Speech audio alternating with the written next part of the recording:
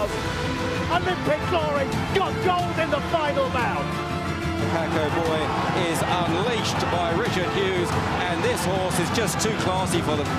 Tiggy Wiggy in front, and the Alexander begins to gloat, but Tiggy Wiggy holds on to win. Hanford Cliffs now appears on the outside, and he'll get there, and cleverly too, and a beautiful ride again. Richard Hughes wins the Sussex Stakes. And we were just musing as to which was the best, and I think the answer was probably Canford Cliffs. Richard, Hughes and Hannon, welcome. Thank you both so much for coming. I'm guessing you're probably lunching later anyway, so it's a... Yeah, if the day of the week's got a wine in it, we are. May as well start together early in the morning. As we it's like the old days coming here this morning. We were trying to look for a Daily Mail crossword, but we couldn't find one. Did you actually, when you were riding and training together, did you actually spend a lot of time together as well? Yeah, annoyingly so, didn't it, in the car? Yeah, it was great crack. We had great fun. He would eat chocolate out the side of his mouth. Dobbsy would be in the back, flicking everything off his clothes, looking perfect. Me trying to figure out the crossword. Not very good at it. Yeah, then we try and have a... I try and have a gamble because you weren't allowed to bet. Yeah. Happy days. Great days, great days. Does it seem like a long time ago to you now, Hughes? A million years ago. Really? Yeah, it really does. So? Yeah, it does for me. When you get back in the car, though, it seems like it wasn't. Yeah, that's true, yeah, but the bond is always I picked him up from the pub this morning. That was like the old days, wasn't it? One time it was. So can you remember clearly the first time Richard Hughes came across the Hannon Hearth? Yeah, I think it was with my sister, if I remember rightly, wasn't it? I hope so. Yeah, they used to call me the bad smell. Couldn't get rid of me. Yeah, we Given the fact that you're still married to her, I hope that's... We're still trying, and it's not going well. And so was it... Did you meet Lizzie before you actually started riding for the old man? No, I was probably in England 6 months. Yeah. Maybe a year when I met her. And you were already in Hannon's at the time? Yeah, I used to ride out in Hannon's 4 days a week and then Shannon 2 days a week when I came over first. And what was it that brought you over in the first place? I remember being in Ireland, Derby Day, and had no ride. And I think it was second in the apprentice title the year before.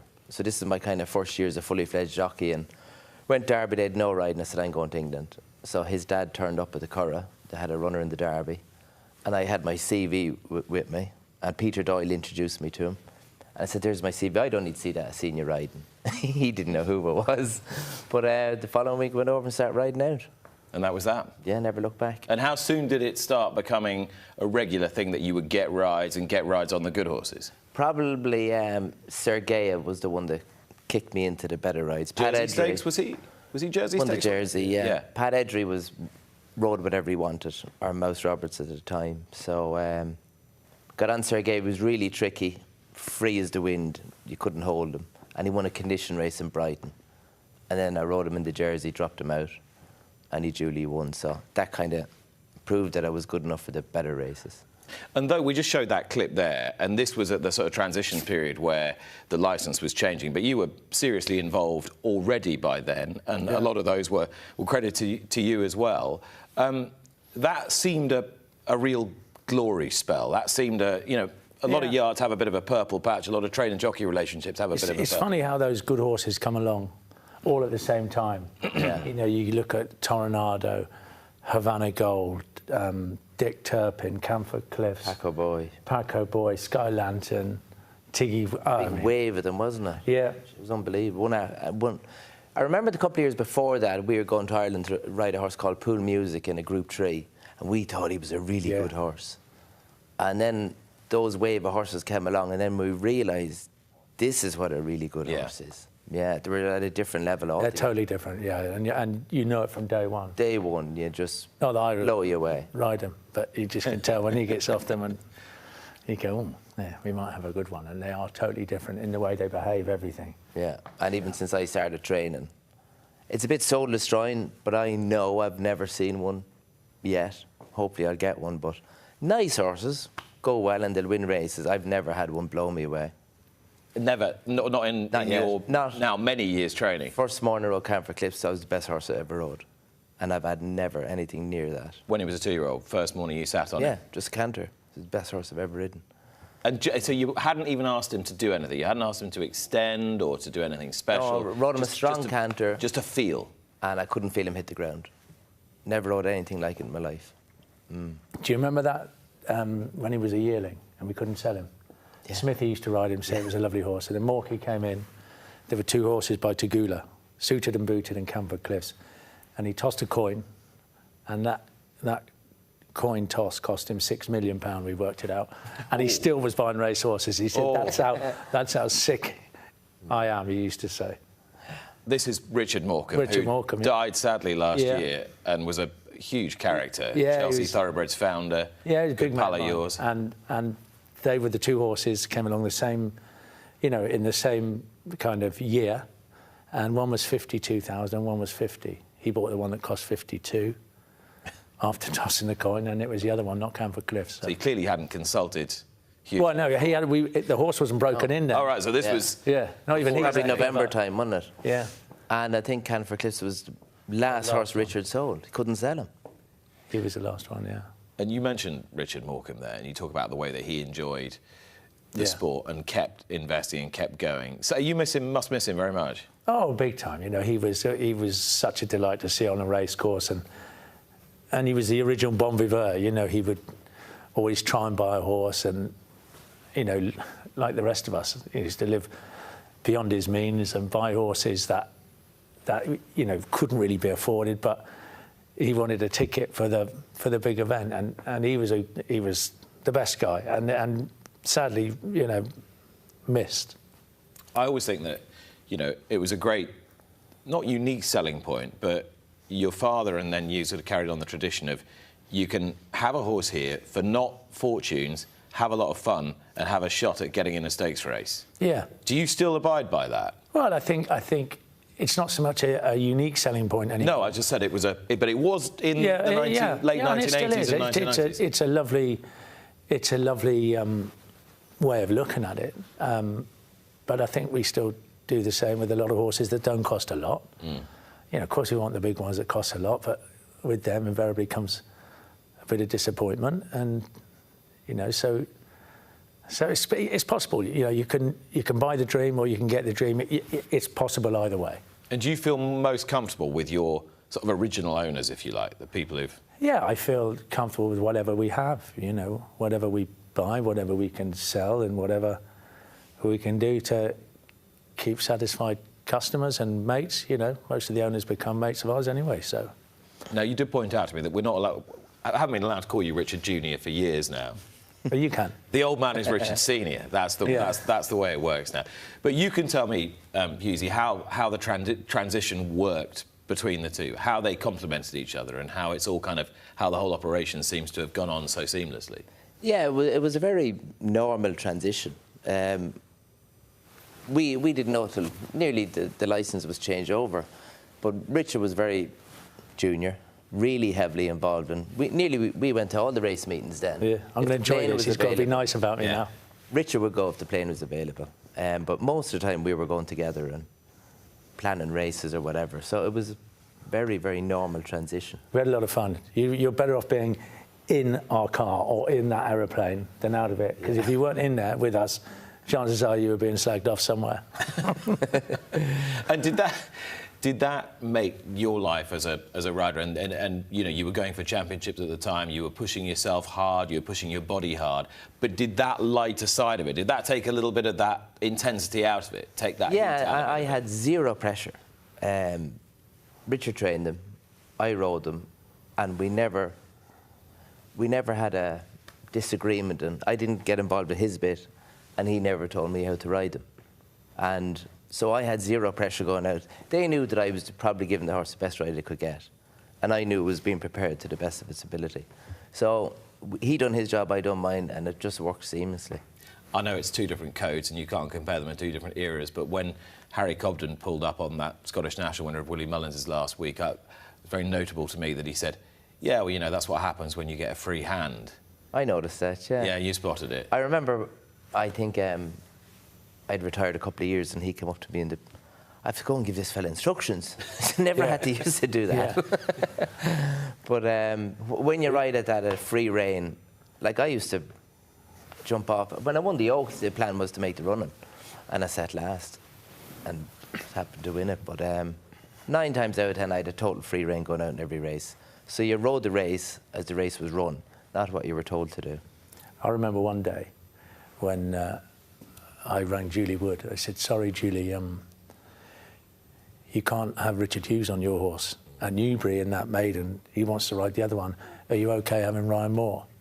I mean, I had no idea how good we had it. And all of a sudden, the two of them are gone, and you're like, you actually have to think about it now, and you don't have the people that are just there that you took for granted. And I'm not a big man for giving instructions to jockeys anyway, but for a while there, it was a lot harder than it had ever been, because you just, you know, he put his colours on and went and did his thing. That was it, wasn't it? Mm. You were lucky that he hung around. He had no choice. We were lucky. Otherwise, you'd have got rid of him as well, like Ryan Moore, Tom Martin, Ollie Doyle. You've let them all go. Yeah. No choice. I'm the only one that stays. That's a good thing. But it works. Oh yeah, it does. Yeah. Ryan Moore, when he first came into the yard, people knew he was pretty good. But did you have any idea the trajectory that he was on, or the level of desire there? Yeah, I think it was always pretty apparent. You know, he was beyond talented, wasn't he? You know, you could appreciate it more than I could, probably. Yeah. When I was going through my drinking days, and Ryan was coming up through I knew he was a better rider. I knew my game had dropped. He exposed me a little bit. And that's when I started to figure out that I might have a bit of a drink problem here and sort yourself out. I could feel he was a better jockey than me at a very young age. So it was his level of performance that made you think, I need to raise my game. Sit back, he's more switched on than me, and I need to do something about this. And I'm not going to be able to raise my game. It probably saved my life, yeah. Do you think that your sort of heavy drinking period, so what are we talking then? How many years do you think you were? I remember we went to Windsor on the Monday before Royal Ascot, and we left some club at 3 o'clock in the morning, and I went and rode the first 3 winners at Royal Ascot. Well, you were with me. No, I wasn't. He was. No, I wasn't. And I rode the first 3 winners at Ascot, so I thought I was invincible then. That's right, it was 3 valleys. 3 valleys. On the Coventry. Yeah. So that time, but I was lucky I was saved from that. But the problem with drinking and successful, everyone keeps saying, well done, and you're going, oh, God, if they only knew. Is it because you were finding everything too easy? Almost? Yeah, I had a bit of a talent, and I found it very easy to ride horses. So you sort of had to almost challenge yourself? I don't know what it was. Anyway, I drank too much at the end, and I got found, well, I realised, but people like Ryan Moore made me realise that I wasn't as good as I thought I was. But then was it a question of, he's going to be too modest to say it, but was it then a question of, oh my God, look what he can do when he really puts his mind to it?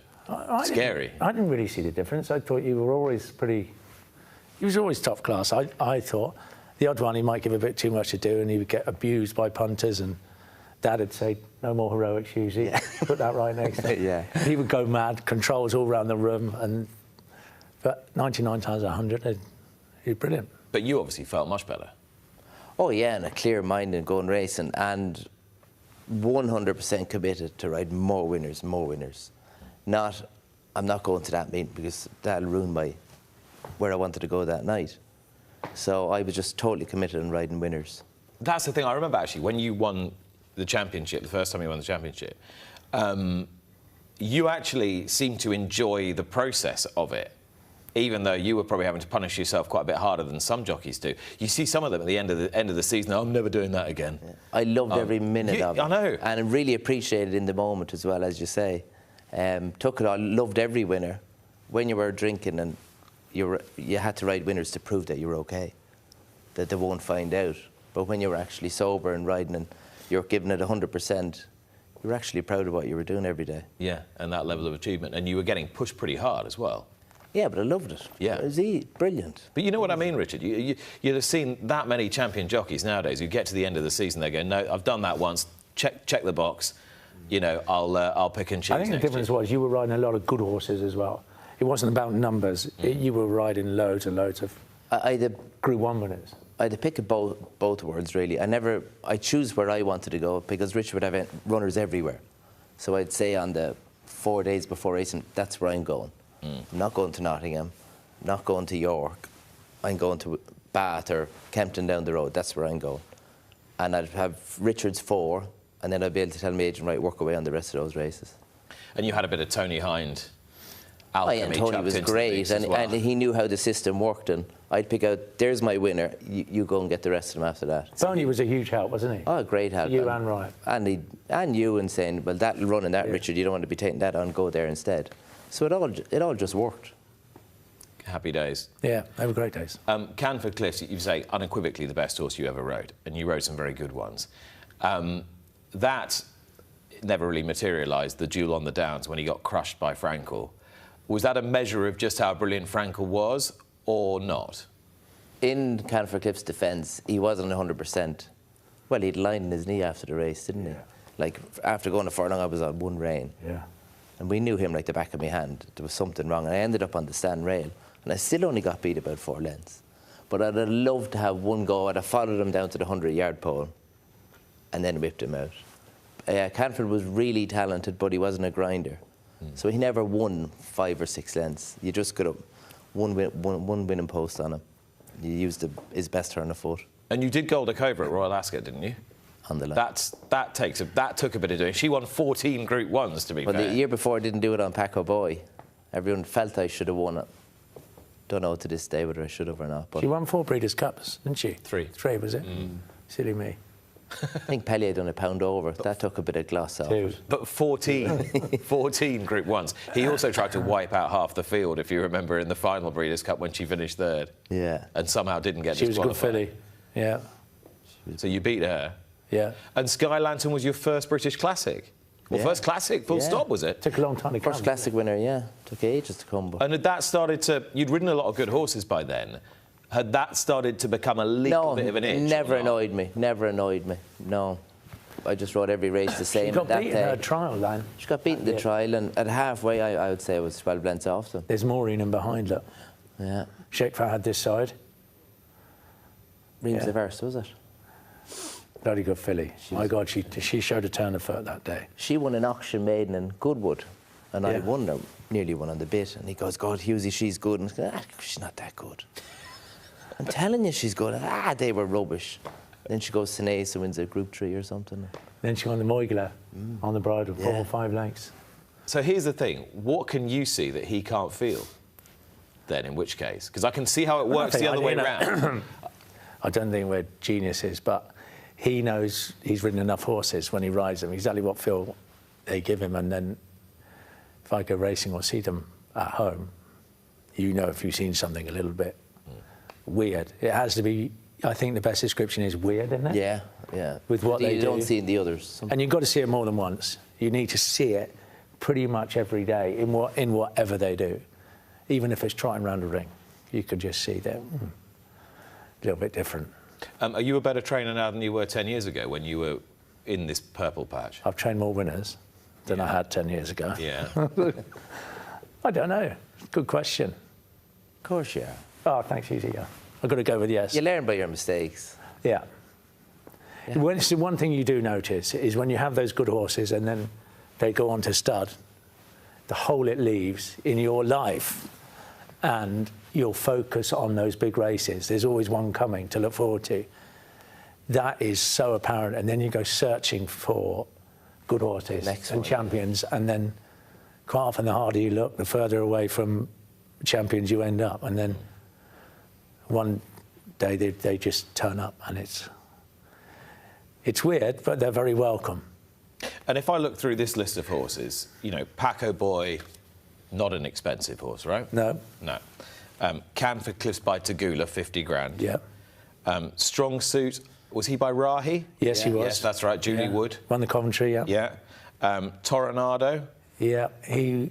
High Chaparral bought horse. him for 55 or 60 euros, I think, from Arcana. So not expensive, ended up running for Al Shakab, Yeah. got another big owner into your yard. Yes. He had Olympic Glory as well from Julie Wood. Yeah, who was 62. Sky Lantern. She was 100. She was 82. By Redback. She was by Red Clubs. Red Clubs, sorry. Yeah. Was it Red Clubs? Red Clubs died. The mare died. Yeah. Given foal the night before she won the Guineas, I think. Olympic Glory. Yeah, he was 62. There we Julie go. at Doncaster. And ended up making her millions, presumably. Yeah. And Tiggy Wiggy.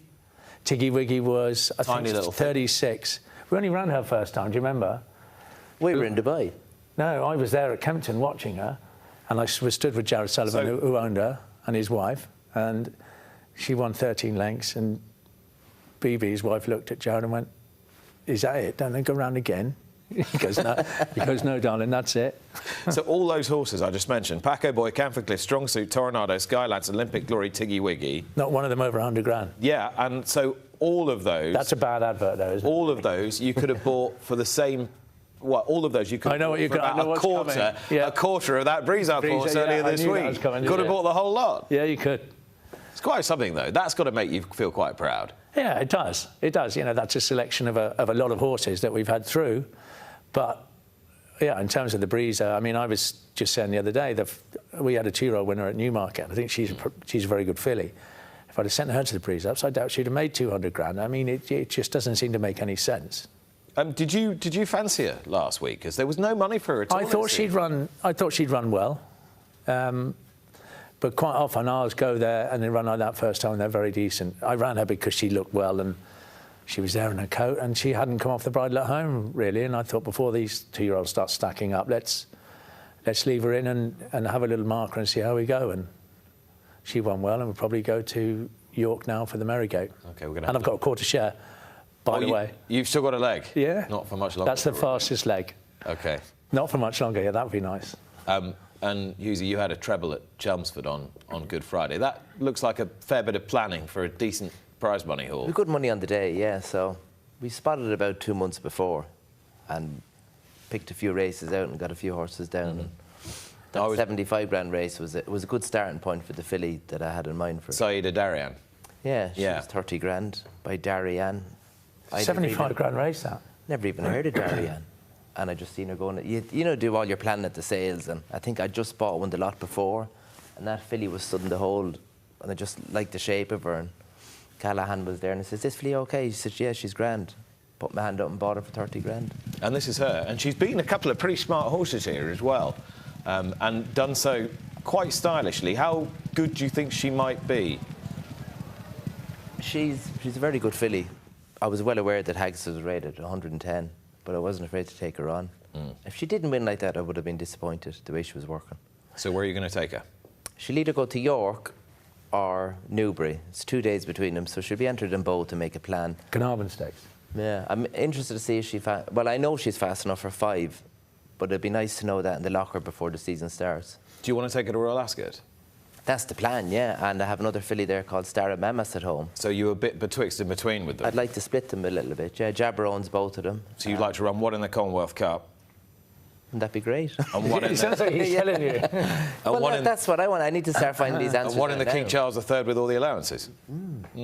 That's worth a lot of money this year. What used to be the King's Stand, now the Charles III? Yeah, million quid. I saw it last night. All the sprints are about 640, 650,000 to the winner? Yeah. Yeah. Yeah, good money. So anyone would think I'd been researching this during the week. Yeah, it's good knowledge. You'd never think you had a TV show. Yeah, yeah. But still, you said you'd never had one that you'd looked at in the morning and gone, I've got a real one here. So is she going to have to chisel her way into your heart? Yeah, no, her last bit of work now was... We hadn't seen. Nearly. It was really good work. Fast horses, if you know what I mean. So, yeah, she's just decent. She's pretty good now. So might that be the best bit of work you've seen? As a sprinter, yeah. Have you ridden her? Yeah, I've ridden a few canters. So if they go well, you see him with a skull cap on, you go, hang on. I'm 11 stone now. Usually thinks he's found one if you see him with a skull cap on. Would you ride every day still? No, the odd day, and I'll ride most Sundays if I'm not here. But do you still like the feeling of it? It's great, yeah. Sometimes you'll be looking at them and the horse mightn't be moving that well. And then you get on and you go, it's fine. You know what I mean? That's its action, that's its gait. She's very squared-shouldered, wouldn't handle ridges very well. That's why we wouldn't go to Newmarket. So I know I need flat tracks with her. And are you getting the pleasure out of training that you wanted? getting the stress out of it anyway. Well, you knew you'd get that. No, you knew you were going to get the stress. Not to the degree it was coming. Yeah, we're having a good time now. I'm liking it. It's any game. You're loving it. Well, you just admit it.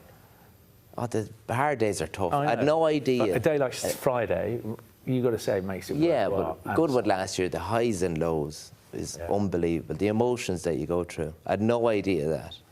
When I used to ride one run bad, I'd just jump off and run away. His problem, not mine. And you want to see him run, it's terrible. But now, when they see them falling out of the telly at the 2 furlong pole, it's like someone's sticking a knife in you. It's excruciating, and I had no idea those feelings before. And did it make you appreciate how good this outfit were at kind of, internalising it all and allowing everyone to enjoy it, even when Oh, yeah. you know what had hit the fan? Richard Senior had the best constitution for defeat of anyone. I remember we were at Ascot one year and every horse in the place finished last. I think the ambulance start passed me out by nearly Friday. And then I handed him the saddle for Indian Ink. And I said, what are we going to do about these horses? He said, what are you worried about? We're here now, get on with it. And she went and won 8 lengths. And that was Coronation Stakes, wasn't it? Raymond Tooth. But he had some constitution for defeat. But the won or loss, he was the same. He was brilliant. Some constitution, full stop. Yeah.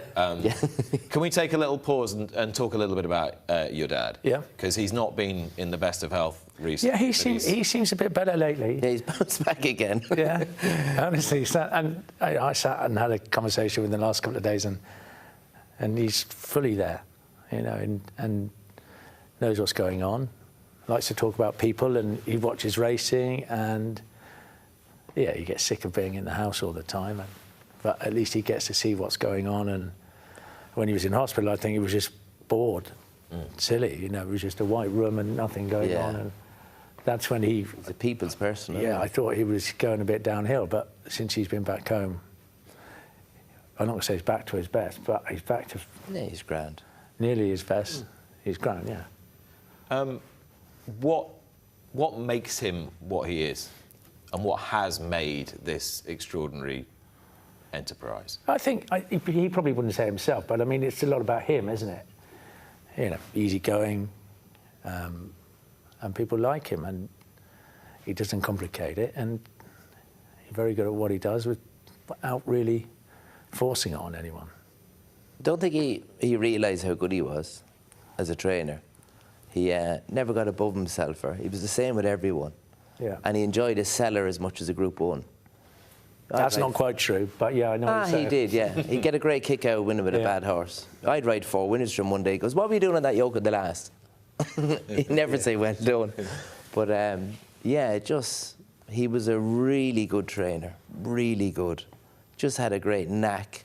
Didn't have this big fancy plan. Pleasure to spend time with as well. A lot great of people. feel, but and it was just happy-go-lucky. And I think the horses, everyone around him felt the same. No pressure. If they were either good enough or they won't. It kept it very simple. Is it still a happy yard? Is it still a happy place to be? Yeah. Or do the modern-day pressures compromise that? No, we love it. We've, new barns and a great office set up in there now, and everybody gets on with their job, and we're having a few winners, and it feels every bit the same. I'm looking forward. We've got some obviously extremely good horses, which makes things a lot easier. Now, is Rosalien better than Canford Cliffs? You said you were going to come up and ride him. He wanted me to ride him there last year. Just so he could stay. I'd be afraid he'd stand on a stone. I said, just come up and have a go. Just because I've got a feeling he's a bit special. Just come up and have a go. And you came up, you got on something else, didn't you? Yeah. You didn't want the pressure. No, it's standing on a stone. I get the blame. But you did bring two-year-olds up. Yeah. Early. Not so can I bring a few over, Rich? I just want to get a marker. So I had a little Frankel colt called My Frankel. Yeah, go with that horse there. Blue Point. I said, OK, great. Came up 10 lengths behind him. Oh, my God. It was Rosalien, wasn't it? Rosalien, I didn't know at the time. I just thought he's quite a nice horse. I said we'll put Hughesy in his box now and send him back home with, crying his eyes out. And I thought, we'll just send him up with that. And that's what he came up with, that one right there. Manic depression for a week. That's him winning the Irish Guineas. Yeah. He has on occasions looked really, really special, this horse. Are you right back where you want to be with him? Because it's very difficult when you've had an injury that's laid you off for that long. I think we are, I wish I had Sean here to answer that question, but he says, absolutely, he feels exactly back to where he was. I'm going to take him away again this week. Took him to Newbury 10 days ago, and yeah, I'm very happy with him, and all roads lead to the Lockinge, and it's going to be a good race this year, the Lockinge, with Notable Speech, Dancing Gemini. I've forgotten one, I know I have. Oh, there's plenty. Yeah, exactly. But you're the talisman. Yeah, you'd like to think so, and you know, Hartem might even go there as well, and he's going to Sandown at the end of this week for the Group 2, so two pretty special horses. And Hartem, you had to pull stumps midway through last season, Yeah. but he'd already earned a massive fan club, hadn't he, by being one of those horses that turns up and does it every time. He's like the ultimate warrior. That's him winning the Craven there. And to be honest, I didn't see that coming. He had something like 9 or 10 runs as a 2-year-old. But we got more emails to the office about that horse all year than pretty much any other horse put together. A lot of love for him out there because he was so tough and brave, and hopefully he's right back to his best. And yeah, he's going to Sandown on Friday. Mm. And do you get a lot of fan mail? I don't know. Yeah. So we used to keep all these little snippets that we used to get from punters, and one bloke left his telephone number on there, moaning about we'd had something beaten. So I made a mistake in bringing him up. I said, sorry, if I do get cut off, I'm on the back of my yacht in Saint-Tropez, and the reception's a bit bad. Didn't you lose a tenner on one last week? You know. Yeah, well, you don't really listen to it, do you? Get on with it. They're probably right anyway. Are you someone who enjoys your time at sea? I know what you're going on about now. Yeah, I was on Steve Parkin's boat and got on a jet ski and went full blast. Don't ruin it. Let's just back up here. Yeah. Hang on. There's a lot to unpack. Am I going red, Hughes? Yeah. There's a lot to unpack. So, first of all, you're on Steve Parkin's yacht. Yeah. Are you still training for Steve Parkin? Yes. And he got up after lunch. Okay. Yeah. And he got off and went off on a jet ski. I thought, and there was 4. So there's jet skis. 4 of them out the back, yeah. On the back of the yacht. And he got on one and went off. I said, well, I don't know where he's going. I said, but I bet there's a bar there. So I got on Presumably you're already quite well lubricated. Yeah, well, we'd had lunch. So I said, well, I'm going to go down and get on one as well and follow him. And someone was shouting at me on top of the yacht. Richard, or something. I go, I'm not listening to them. Went full blast on the jet ski. Next thing, my sunglasses came off. I thought, well, where are they going? Next thing, I started following them. The jet ski was still tied to the boat.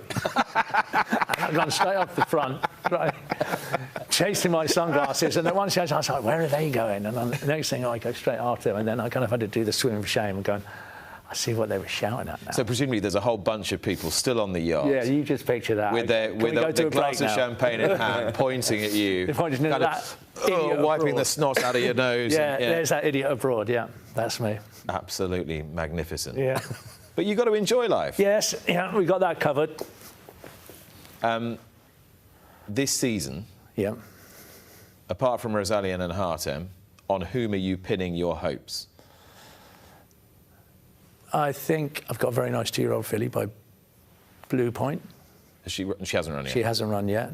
Got a very nice recruit. Does she have a name? She does. I think it's something like, I was going to say Tifel or Telfel. She costs a fair bit of money, belongs to Ascot. OK. And I think she could be very good. I've got a very nice new recruit called Unquestionable that won something called the Breeders' Cup. Yes. No, I was going to ask you. So, Unquestionable was in training with Aidan O'Brien. Aidan O'Brien, yeah. Who ran in the Alshire Cab Silks and won the Breeders' Cup when his other horse had to come out at the last minute. Do you remember? Yes. 2 years ago? Yeah. And then you got the horse midway through last year. Never ran for you. No, he wasn't moving right. So then he went back to Longholes in Newmarket and then came back in about February. And he's moving great. And so he's working with the big horses, Rosalian and Hartem. And we're going to go to the Paradise Stakes on Trials Day at Ascot. Ascot. Yeah. So when you say he's working with them, would you work... Go on, yeah, talk me through a bit of work with those three. He would be doing a lot of the work. I try not to work them with each other, as I don't want them just going faster and faster and faster, because that's what sometimes happens. So I like to work them with different horses, but they were all kind of working on the same day, on the same patch. Mm-hmm. You know, just so you have a certain point of relativity. Yes, I don't work them to see who the best one is ever. You know, but you know the answer to that already. Well, you think you do, but I don't need disappointments when I'm not on the track. You don't get enough of them on the track, so Yeah, they just come through on the bridle. So he's now doing it nicely as a young questionable? Yeah, very nicely, yeah. Very happy with him. Reckon you can improve one off Aidan O'Brien? No, that's a ridiculous question, isn't it? No, I don't think I can, but I'm very happy if he returned to what he was when Aidan trained him. And you can see the ability there? Oh, yeah, absolutely. Yeah, that's easy. Yeah, he's a very good horse. So we've got a 2-year-old, we've got some older horses. What about the classic generation? I got a very nice horse called Stem, and a very nice horse called, the one at Southall the other day, 4 lengths, called Nighttime Dancer. And he's in the German Derby. He's going to go to the Lingfield Derby trial. Stem might go to the Dante. Yes. And so he's Johnny Delahaye's, isn't he? Yes. Johnny Delahaye. Sam Delahaye. Yeah. Big difference. Go on. He could be a very good horse. He won his maiden 10.5 lengths at Newbury last year in soft ground over 7. But I'm hopeful he'll get a 1.5 miles.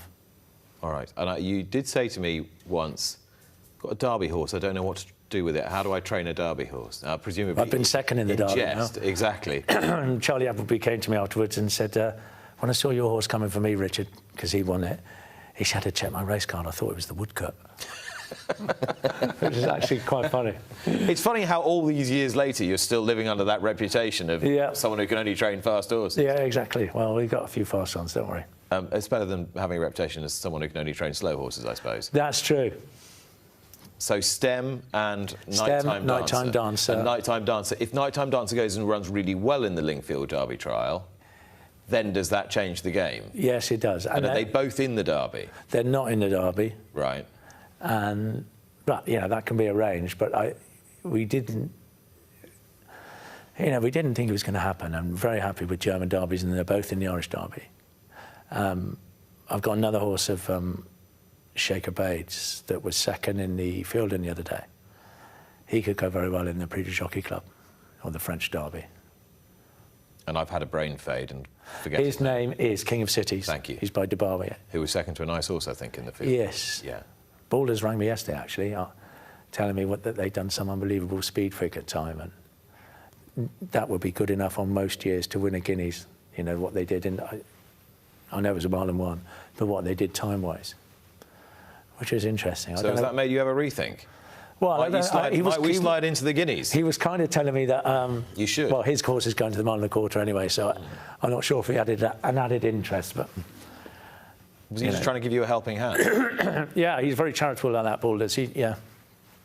Don't worry. His horse is going to the French Derby, and I think mine has to as well. I was in the Irish Derby and the Irish Guineas, but I took him out. I'm very happy with that as well. And when you listen to him talking about all these horses, is there just a bit of you that thinks, "Well, can just give me a couple of those"? No. He's thinking. Just give me a couple of those, or he's thinking, "Could I just knock a stone off and get back on him?" No, you're thinking, Richard, you're going to get some disappointments during the year. That's what he's thinking, probably, and he's probably nice right. To have the dream. You know, you're going to burst a few bubbles this time of year. It's a great time of year, but the actual put them in those races, and you think you have them, keeps you going. Occupational hazard, isn't it? Yeah. You know, you dream big and win small. And you do a very good job of looking like you two get on extremely well. When you don't win, do you want him to win? No. Yeah, I love it. I love it. Now, that is the first time that question's been answered. No point lying. I like seeing him win, but don't think for 1 minute I wouldn't rather it was me. And I would always come up and say, well done. Yeah, as would he. As would he. Yeah, you've got to be weirdly competitive. Yeah, it's a bit odd. It is odd, but... It is, yeah, but I mean, I'm sure he'd rather I won than a lot of other people. I'd rather he won rather than a lot of other people. Someone else, but... Yeah. But you've got that reference point, haven't you, of how it was to be a stable jockey to a yard that was firing out Group 1 winner after Group 1 winner after Group 1 winner with you on them. That was your reference bar when you started training. Yeah. Well, I thought it was going to be easy, and I'll find one of them pretty soon. Went 1 or 2 years, didn't find one. I'll get one. Still haven't got one. But if you keep doing the right things and working hard enough, one will come along. And the yard's in good shape? Yeah, we're delighted the way things are going. It's like our 2 best fillies cost 30 grand, I think. Say that Darien and Star and Mema, so you never know in this game. OK, well, for the moment, gentlemen, thank you very much. You're going to stay with us. We've got talking points to follow and much more on the show. Richard Hughes and Hannon, hope you enjoyed that. Watch live racing now on racingtv.com.